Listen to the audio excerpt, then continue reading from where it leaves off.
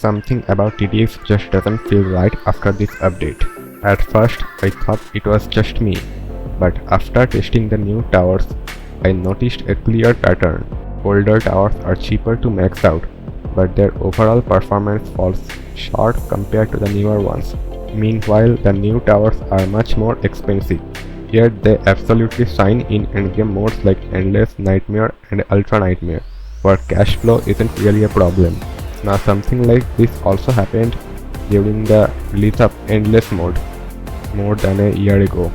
So today I wanted to dig into whether Roblox TDX is actually unbalanced right now, or if it's simply shifting towards a new kind of tower scaling for the late game.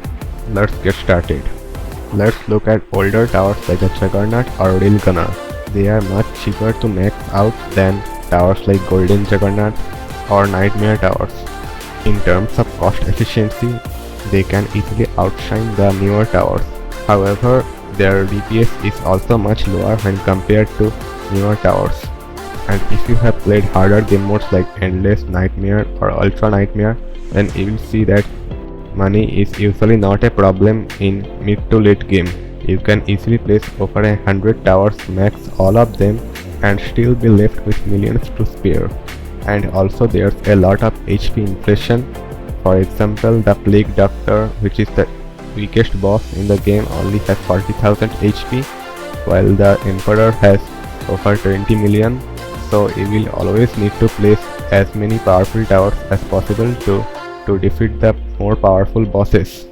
So older and cheaper towers will never be useful in late game. Nowadays most of the meta towers often cost around 200k or even millions to max out, and in easier game modes you will never have enough money to max even a single one of them. Also, these easier game modes have lower starting costs than harder game modes like Nightmare or Ultra Nightmare, so most players don't have to bring specific early game towers to handle the early defense. All the towers which players use still remain viable in late game. This is something which doesn't happen with older towers like Juggernaut or Railgunner. They are basically meant for game modes which give less cash and require cost efficiency.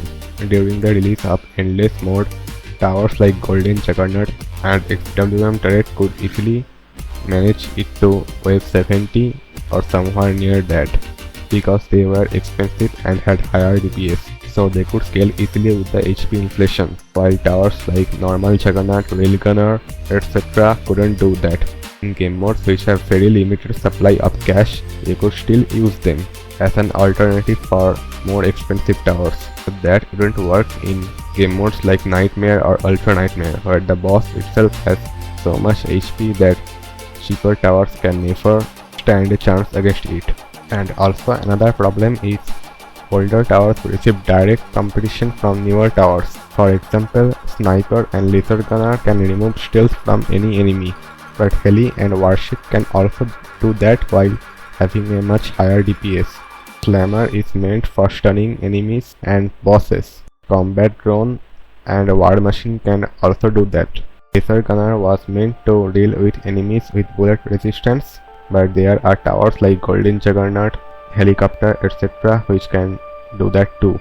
This means most starter towers have no chance of being useful in harder game modes.